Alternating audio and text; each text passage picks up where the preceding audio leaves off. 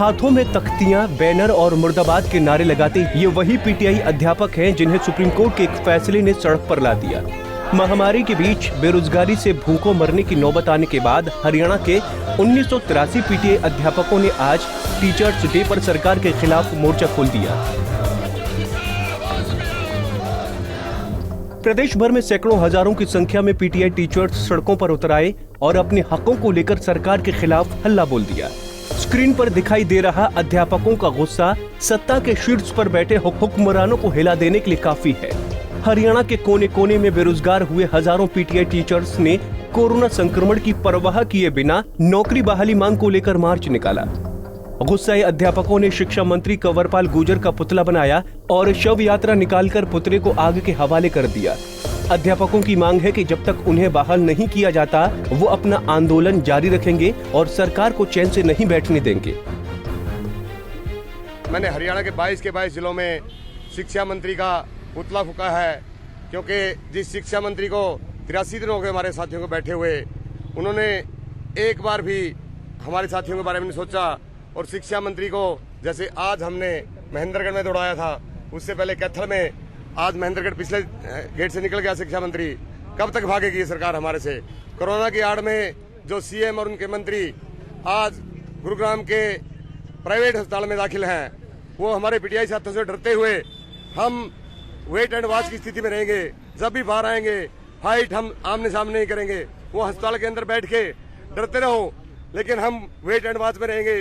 जब भी सीएम बाहर आएगा लड़ाई हमारी आमने सामने की होगी। आज हमने जो शिक्षा दिवस था उसका काले दिवस के रूप में मनाया है, क्योंकि हम 2000 पीटीआई जो शिक्षक थे वो अन्यायपूर्ण सरकार ने रोड पे बिठा दिए हैं, तो इसलिए उसका हमने शिक्षा दिवस का बहिष्कार किया। क्योंकि जब शिक्षक ही रोड बैठे हैं तो ये सरकार किस चीज़ का शिक्षा दिवस मना रही है? आज हमारे पीटीआई साथियों ने रोष प्रकट किया है कि अध्यापक दिवस पर इन गुरुओं को, इन अपनी बेटियों को, जो इस हरियाणा की बेटियां हैं, इन बेटियों को, ये भी टीचर थी, इन बेटियों को आज क्या मान सम्मान मिल रहा है? इस दरे पर बैठने का मान सम्मान इस हरियाणा सरकार ने दिया है।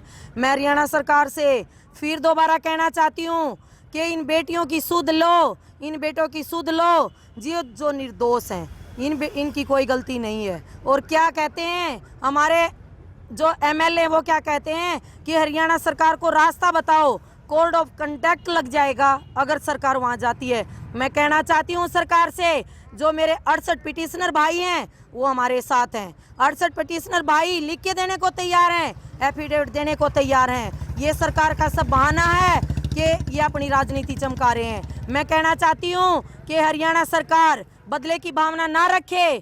हम भी उनके बेटा बेटी हैं, अपने बेटा बेटी को अपने उसी मान सम्मान के साथ दोबारा बहाल करे और दोबारा ज्वाइन करवाए। प्रदर्शन की ये तस्वीरें मनोहर सरकार पार्ट 1 में शिक्षा मंत्री रहे भाजपा के दिग्गज नेता रामविलास शर्मा के गृह क्षेत्र महेंद्रगढ़ की हैं।